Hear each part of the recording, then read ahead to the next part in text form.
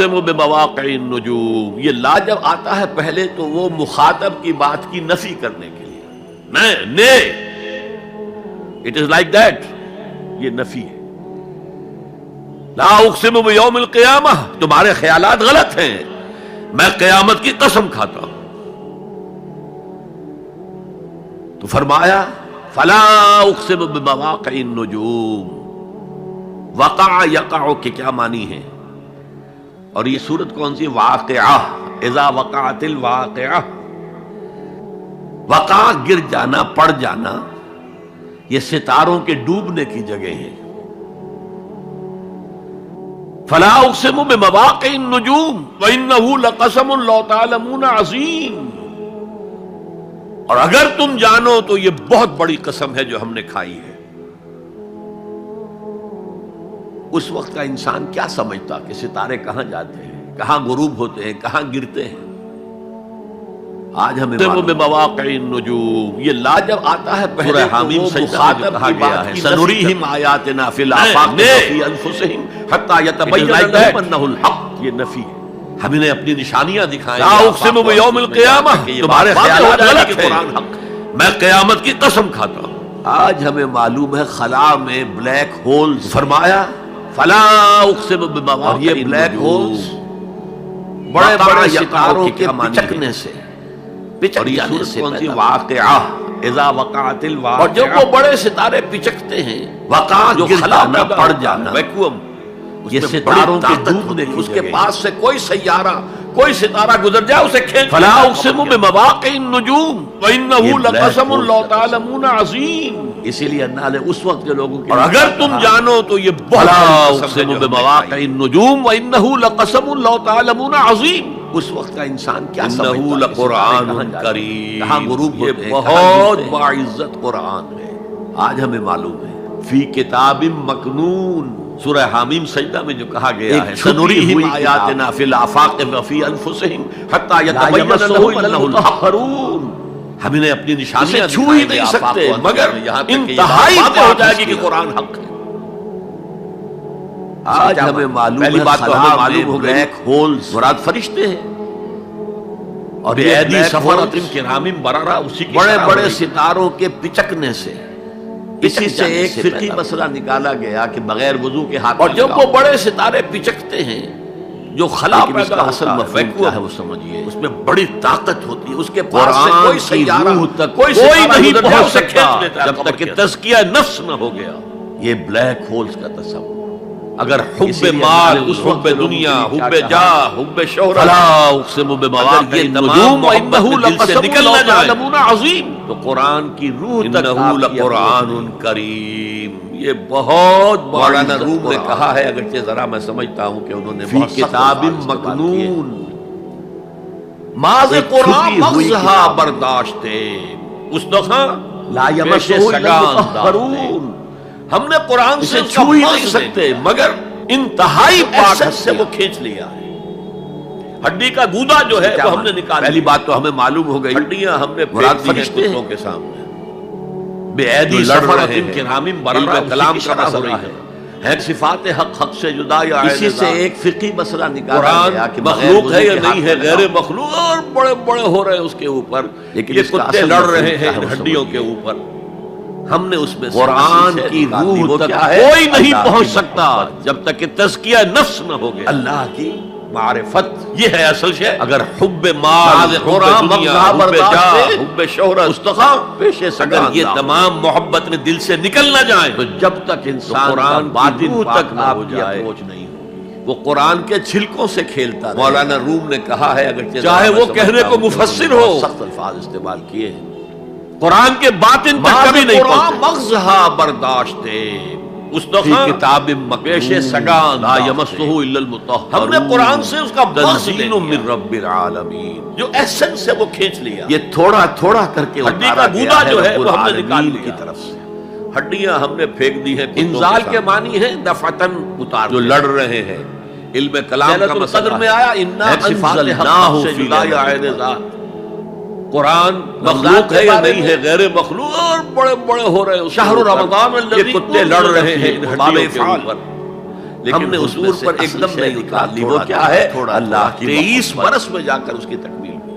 اللہ کی معرفت یہ ہے اصل شے. شکوہ کیا اللہ معاذ قرآن کیا اس جیسی نعمت سے تم مداہنت کر رہے ہو، بے اعتنائی کر رہے ہو، اسے پڑھتے نہیں ہو، اسے سمجھتے نہیں ہو، اس پر عمل نہیں کرتے، اسے اپنا امام نہیں بناتے، چھلکوں سے کھیلتا رہے گا. تمہارا طرز عمل یہ ہے. چاہے وہ کہنے کو مفسر ہو، نصیب یہ بنا لیا ہے کہ تم اسے جھٹلا رہے ہو، کے باطن تک کبھی نہیں پہنچے گا.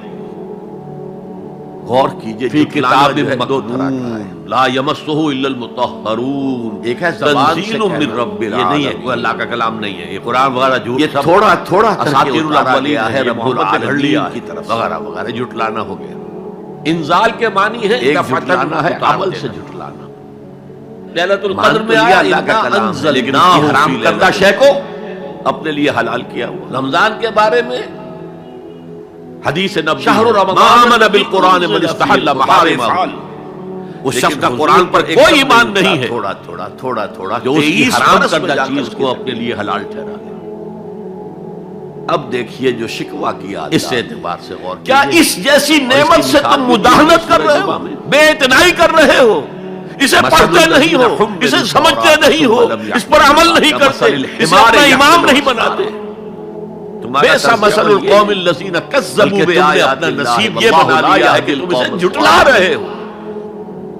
مثال ان لوگوں کی جو حامل تورات بنائے گئے. جھٹلانا جو ہے دو طرح کا ہے، اور پھر انہوں نے اس کی ذمہ داری کو ادا نہیں کیا. ایک ہے زبان سے کہنا یہ نہیں ہے، کوئی اللہ کا کلام نہیں ہے، قرآن وغیرہ جھوٹ سب اساطیر الاولین پر عمل محمد نے گھڑ لیا ہے وغیرہ وغیرہ. جھٹلانا جیسے فرمایا ہے سورہ اعراف میں، ایک جھٹلانا ہے یا اہل الکتاب، کہہ دیجئے اے نبی صلی اللہ علیہ وسلم، اے کتاب والو لستم علی شیء حتی تقیموا التوراۃ والانجیل وما انزل الیکم من ربکم.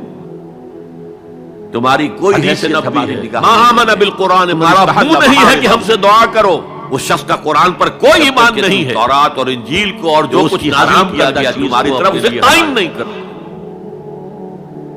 آج اللہ ہماری دعائیں اس اعتبار سے غور کیجئے، اور اس کی مثال بھی دی ہوئی ہے سورہ جمعہ میں. مثل الذین حملوا التوراۃ ثم لم يحملوها كمثل الحمار يحمل اسفارا. اول تو حرام کی کمائی. بئس مثل القوم الذین کذبوا بآیات اللہ واللہ لا يهدي القوم الظالمین. جو کچھ کرتے گئے تھے سودی کاروبار، وہی حال ان لوگوں کی جو حامل تورات بنائے گئے تھے. سرکاری ملازم تو جو رشوت پہلے لے رہے انہوں نے اس کی ذمہ داری کو ادا نہیں کیا، اسے قائم نہیں کیا، بالعمل اس کے احکام پر عمل نہیں کیا. تم نے اپنا نصیب یہ بنا لیا، جیسے فرمایا ہے سورہ اعراف میں، جیسے کہ قل یا اہل الکتاب، کہہ دیجئے نبی صلی اللہ علیہ وسلم، اے کتاب والو لستم علی شیء حتی تقیموا التوراۃ والانجیل وما انزل الیکم من ربکم. ان کی مثال ان گدھوں کی ہے جن پر کتابوں کا بوجھ ڈال دیا گیا. تمہارا منہ نہیں ہے کہ ہم سے دعا کرو، فلاں تم گٹھڑی باندھ کر گدھے کے اوپر انجیل کو اور جو کچھ نازل کیا گیا تمہاری طرف سے قائم نہیں. یہ مثال اللہ دے رہا ہے. آج اللہ ہماری دعائیں، یہ مثال کیوں دی گئی ہے؟ اس آئینے میں ہمیں ہماری تصویر دکھائی گئی ہے. تم اگر قرآن کا حق ادا نہیں کر رہے تو تمہاری مثال وہی ہے جو یہود کی تھی. اول تو حرام کی کمائی سے. بئس مثل القوم الذین کذبوا بآیات اللہ. بری مثال ہے اس قوم کی جس نے جو کچھ کرتے گئے تھے جھٹلایا کاروبار، وہی آ کر زبان سے تو یہودیوں نے کبھی نہیں جھٹلایا تورات. سرکاری ملازم تو جو رشوت پہلے لے رہے تھے اس کے بعد آ کر عمل سے جھٹلایا ہے. یہ کیا ہے؟ یہ تکذیب بالعمل ہے. وہ 5 مقامات جھٹلانا ہے جن میں اللہ تم نے اپنا نصیب یہ بنا لیا کہ تم قرآن کو جھٹلا رہے ہو، جیسے کہ انہوں نے اس کی عظمت کو بیان کیا. مثل الذین حملوا التوراۃ ثم لم يحملوها كمثل الحمار يحمل اسفارا. ان کی مثال ان گدھوں کی ہے جن پر کتابوں کا بوجھ لاد دیا گیا. عن عثمان بن عفان رضی اللہ عنہ فلا تم گٹھڑی باندھ کر گدھے کے اوپر رسول اللہ صلی اللہ علیہ وسلم خیرکم من تعلم القرآن. یہ مثال اللہ تم میں سے بہترین لوگ وہ ہیں جو قرآن سیکھیں اور سکھائیں. اور یہ مثال کیوں دی گئی ہے؟ اس آئینے میں ہمیں ہماری تصویر دکھائی گئی. یہ ترمذی میں بھی ہے. تم اگر قرآن کا حق ادا نہیں کر رہے تو تمہاری مثال. اور اس کے راوی حضرت علی ہیں رضی اللہ تعالی عنہ.